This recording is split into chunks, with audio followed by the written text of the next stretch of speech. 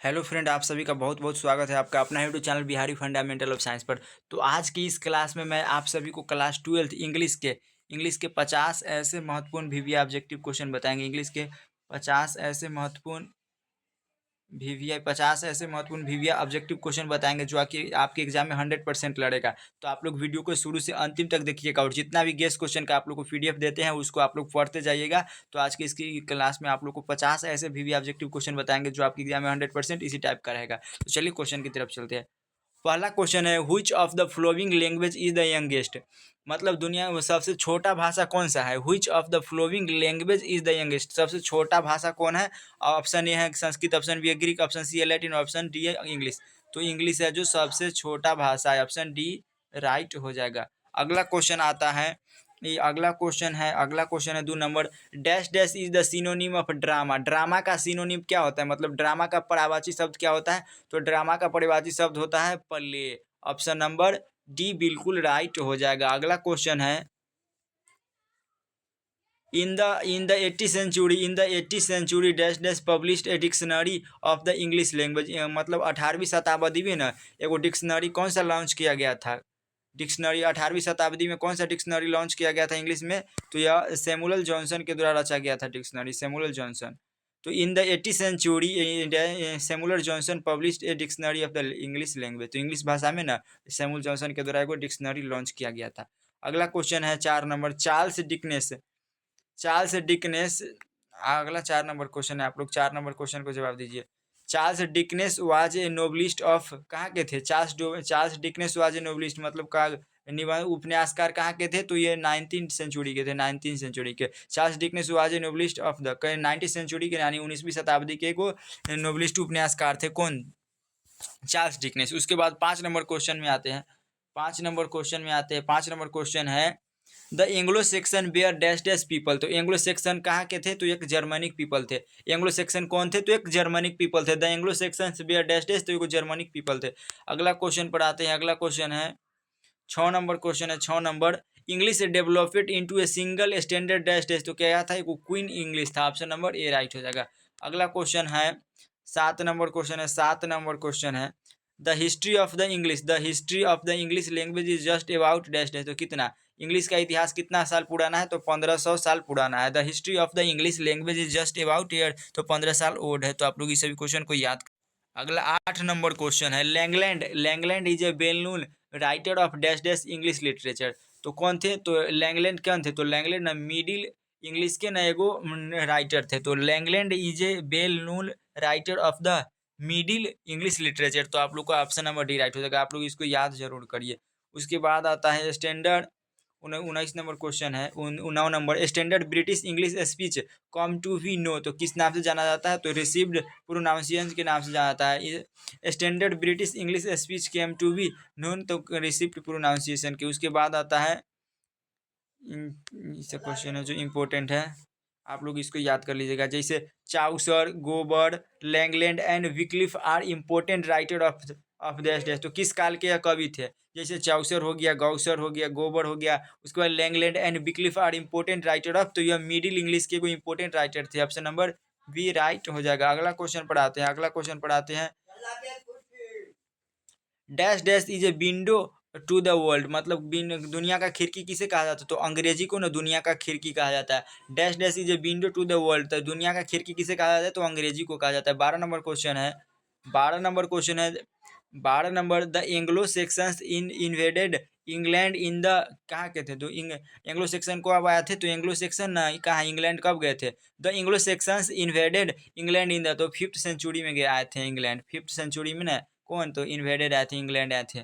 उसके बाद आता है 13 number question, English use since AD 1500 till now is called dash dash English. मतलब 1500 ईस्वी से न लेकर अभी तक इंग्लिश यूज किया जाता है, वो कौन सा इंग्लिश है, तो वह मॉडर्न इंग्लिश है जो 1500 ईस्वी से लेकर अभी तक यूज किया जाता है। तो ऑप्शन नंबर इसका सी राइट हो जाएगा। अगला क्वेश्चन है 14 number, the name Augustan was given to the early, तो अर्ली डैश डैश सेंचुरी, तो इसका हो जाएगा 80 century. The name Augustan was given to the early century, तो 80 सेंचुरी हो जाएगा। अगला क्वेश्चन 15 नंबर आते हैं।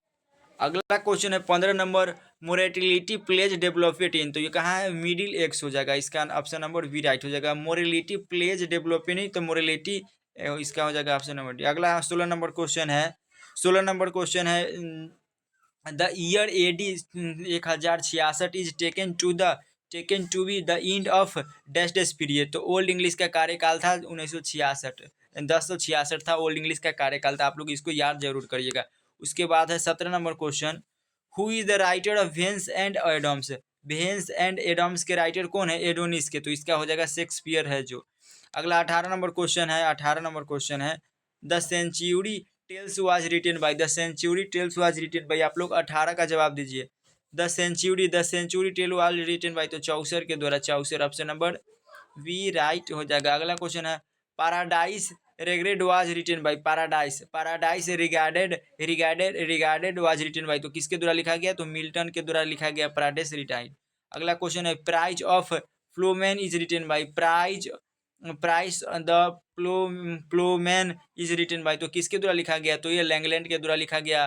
Pierce the Ploughman is written by, तो लैंगलैंड के द्वारा। उसके बाद आता है, उसके बाद 21 नंबर क्वेश्चन है, 21 नंबर क्वेश्चन है, ओथेलो हेमलेट और Julius Caesar Macbeth and King Lear were written by, तो कौन लिखे हैं, Othello Hamlet Julius Caesar Macbeth and King Lear, तो किसके द्वारा लिखा गया, तो शेक्सपियर के द्वारा लिखा गया है। अगला क्वेश्चन है 22 number, dash dash gave England is name and language, तो इंग्लैंड को किस नाम से जाना जाता है, एंग्लो सेक्सन के नाम से जाना जाता था, तो 22 का ऑप्शन नंबर बी राइट हो जाएगा। आप लोगों को कितना सही हो आप लोग कमेंट करते। अगला है 23 number question, the scholar gypsy has written by, तो किसके द्वारा लिखा गया, the scholar gypsy has written by, तो किसके द्वारा लिखा गया, तो मेथो आर्नोल्ड के द्वारा, ऑप्शन नंबर ए बिल्कुल राइट हो जाएगा। अगला क्वेश्चन पढ़ा,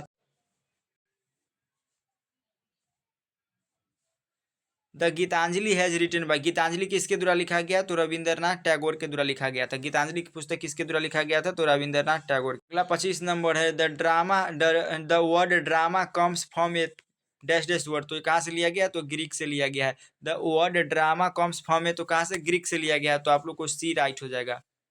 अगला क्वेश्चन पढ़ाते हैं, अगला क्वेश्चन पढ़ाते हैं, अगला क्वेश्चन है 26 नंबर क्वेश्चन है, dash dash was dominate influence on middle English, तो कौन सा है जो मिडिल इंग्लिश को प्रभावित करता है, फ्रेंच और लैटिन है जो मिडिल इंग्लिश को प्रभावित करता है। 27 नंबर क्वेश्चन है, dash dash is called the father of modern English, मतलब मॉडर्न इंग्लिश के पिता किसे कहा जाता है, तो रिचर्डन को मॉडर्न इंग्लिश का पिता कहा जाता है। 27 नंबर क्वेश्चन है, dash dash is called the father of modern English, तो इसका रिचर्डन हो जाएगा। अगला क्वेश्चन है, Emma and Pride in Prejudice were written by, तो किसके द्वारा लिखा गया है, Emma and Pride and Prejudice were written by, तो किसके द्वारा 28 नंबर क्वेश्चन लिखा गया, तो यह जैन ऑस्टन के द्वारा लिखा गया। इम्मा एंड प्राइड एंड प्रीजुडिस यह जैन ऑस्टन के द्वारा लिखा गया। उसके बाद 29 नंबर क्वेश्चन है, 29 नंबर क्वेश्चन है, which language is called a link language, link language के नाम से किसे जाना जाता है, तो इंग्लिश को ना लिंक लैंग्वेज के नाम से भी जाना जाता है। अगला 30 नंबर क्वेश्चन है, English has been the language of international trade and commerce, हो जाएगा। कॉमर्स का मतलब बिजनेस होता है, व्यवसाय, व्यवसाय में भी इंग्लिश का उपयोग किया जाता है। जैसे यहाँ से कोई अलग जगह जाइएगा कमाने या कुछ भी करने, तो आप लोग को फॉरेन कंट्री का भाषा आना चाहिए, जैसे इंग्लिश आएगा तभी ना आप लोग फॉरेन। अगला 31 नंबर क्वेश्चन है, the Savitri has written by, Savitri किसके द्वारा लिखा गया, तो अरविंदो घोष के द्वारा लिखा गया है। The Savitri has written by, तो अरविंदो घोष के द्वारा लिखा गया, ऑप्शन नंबर एकदम ए राइट हो जाएगा।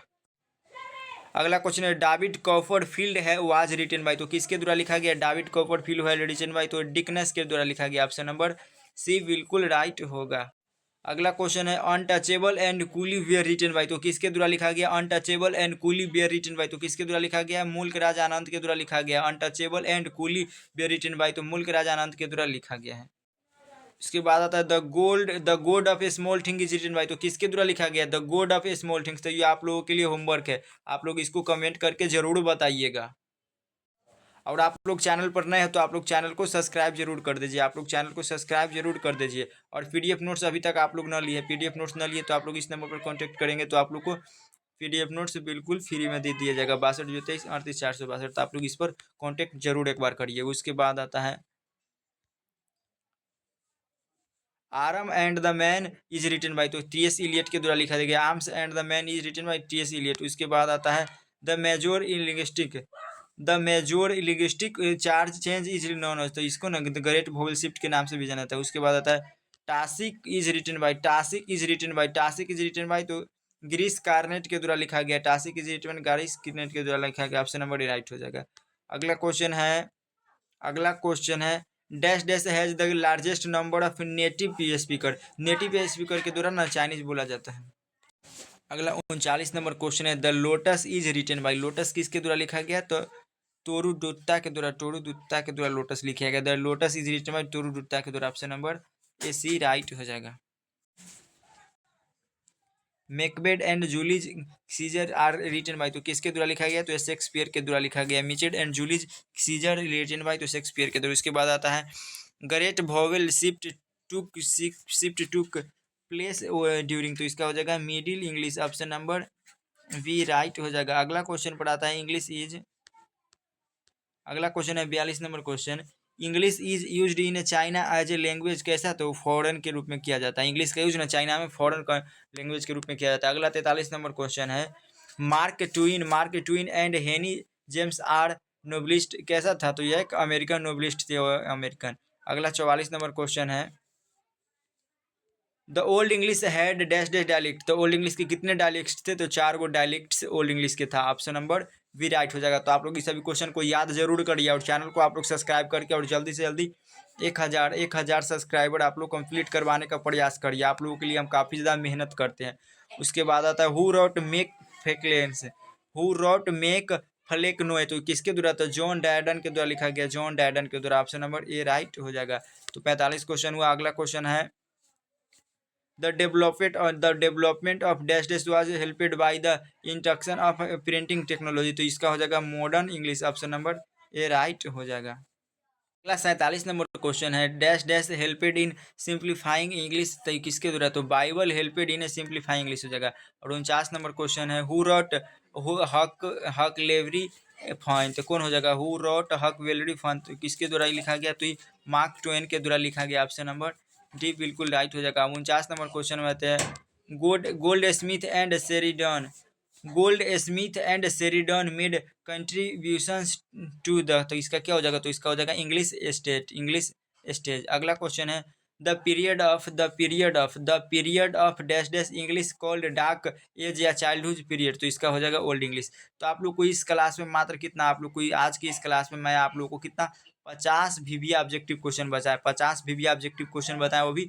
स्टोरी ऑफ इंग्लिश के किताब से, स्टोरी ऑफ इंग्लिश से बताएं आप लोगों को कितना 50 ऑब्जेक्टिव क्वेश्चन। तो आप लोग इस 50 ऑब्जेक्टिव क्वेश्चन को जरूर याद कर लीजिए और चैनल पर नया है तो आप लोग चैनल को सब्सक्राइब करके और अपने दोस्त के पास शेयर कर दीजिए और बेल आइकन को जरूर प्रेस करिए। इससे यही होता है, फायदा होता है कि जब भी वीडियो को डालेंगे तो आप लोग के पास जल्दी नोटिफिकेशन पड़ेगा। और वीडियो को लाइक आप लोग कर दीजिए, आप लोग वीडियो को लाइक नहीं करते तो आप लोग वीडियो को लाइक कर दीजिए और चैनल को सब्सक्राइब करके दोस्त के पास भेज दीजिए। और आप लोग को कोई भी डाउट हो तो होगा तो आप लोग इस नंबर पर कॉन्टैक्ट करेंगे तो आपको डाउट का सोल्यूशन कर दिया जाएगा। और आप लोग ज़्यादा से ज़्यादा रिवीजन पर फोकस करिए, आप लोग ज़्यादा से ज़्यादा रिवीजन करिए, प्रैक्टिस सेट लगाइए, क्वेश्चन बैंक का ऑब्जेक्टिव सॉल्व करिए, मॉडल पेपर सॉल्व करिए, यानी ओवरऑल आप लोग को ज़्यादा से ज़्यादा भी मेहनत करने की ज़रूरत है।